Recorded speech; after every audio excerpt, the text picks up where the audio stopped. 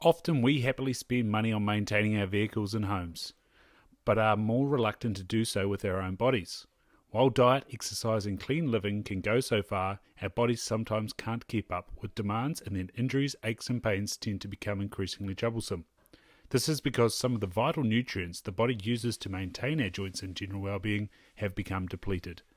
On the flip side, it's astounding how well the body heals when it has what it needs. With Kane's Deer Velvet on board, the body is refueled with amazing nutrients it uses in maintaining the immune system, bones, joints, circulation and general well-being. With the tank topped up, it can get on with the magic of healing and restoration. Find out more at www.canesdeervelvet.com and use the code STAGRAW252 for a 20% discount. Welcome back to the 235 Club. Thank you to all those people that have, on Spotify at least, hit follow to the Stag Raw podcast. Absolute legends. I think we're up to high 60s there for the reviews. So if you could slap those 5 stars if you haven't already, thank you so much. If you have, goes massively to the performance of the show. We had our biggest 24 hours ever the other day. Last month was a record month, and looks like we're on track this month for another record month. So thank you so much to everybody that's gone back and listened to other episodes. Really, really appreciate it. A few people out there are a little bit shocked that they're not all about hunting, but these big game records are easily identifiable. If that's all you're looking for, thrown in there's a good mix of hunters as well, though, of course, Cam Speedy is one of the most popular episodes, and his recent episode as well is doing exceptional. Same can be said for Hamilton Gibson, Sam the Trap Man, both those episodes doing epic. Thank you so much. Right, number 3 of the 235 Club. This one is Edgar Tyson in the Blue Mountains, which is Black Cleugh burn somewhere around 1912. They're not too sure of the specifics. Anyway, there are a lot of points on this puppy. 18 by 11. The length is 30 and 3 by 30 and 6. The spread is 33 and 2. So with overspread in fallow, they're allowed to be 3 inches longer than the longest length. So being 33 and 2, it's well within 3 of that 30 and 6 on the longest length. But if you're anything over that 3 inches, then you get the penalty, timesing it by 3, which is, I don't know, something that Mr. Norman Douglas has implemented. But anywho, them's the rules. The span of this puppy is 24. The beams are 3 and 7 by 4. The coronets are 7 and 1 by 7 and 1. Points for the brow tines, we've got 8 and 2 by 7 and 3. The trays are 6 and 6/8 by 9 and 7/8. The guard tines are 8 and 1/8 by 9 and 4/8. Juicy.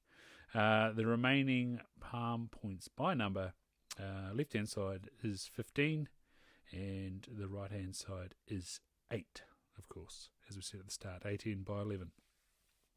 So palms, length without points is 18 and 1/8 by 17 and 3/8. Width without points is 6 and 7/8 by 4 and 6/8. And the width with points is 8 and 5/8 by 6 and 4/8. So we have a total score of 257 and 3/4 there for Edgar.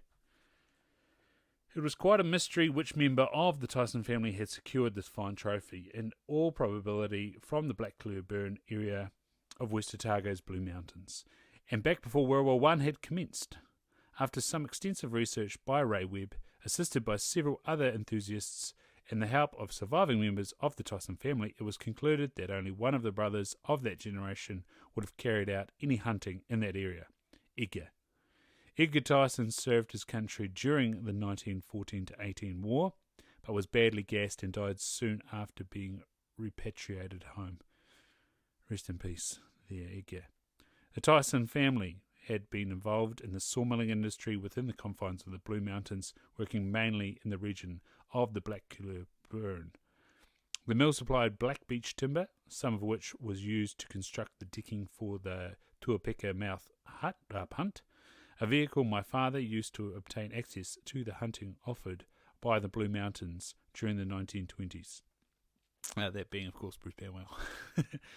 According to the Tyson family, this trophy went to Wembley exhibition of 1924 as part of the New Zealand presentation, but it is not listed in the book New Zealand Deer Herds by John Forbes and Major R.A. Wilson. Nevertheless, it holds number 3 position in the records and is a fine trophy representing those earlier days of hunting the Blue Mountains of West Otago. Quite the history there with that trophy. Next we have Michael Leonard, Mount Wendon Station from 1997 for number 4 of the 235 Club. We'll catch you there. Kia ora, you're listening to the 235 Club, the New Zealand Big Game Record Series, The Fallow Deer, Volume 3, written and compiled for the New Zealand Deer Stalkers Association, Incorporated by D. Bruce Banwell.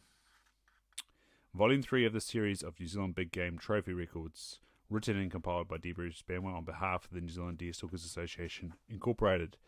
Published by the Halcyon Press, a division of Halcyon Publishing Limited, PO Box 360 Auckland, 1015 New Zealand, printed through Collarcraft Limited, Hong Kong. The copyright D. Bruce Banwell, 2003, first published 2003, all rights reserved.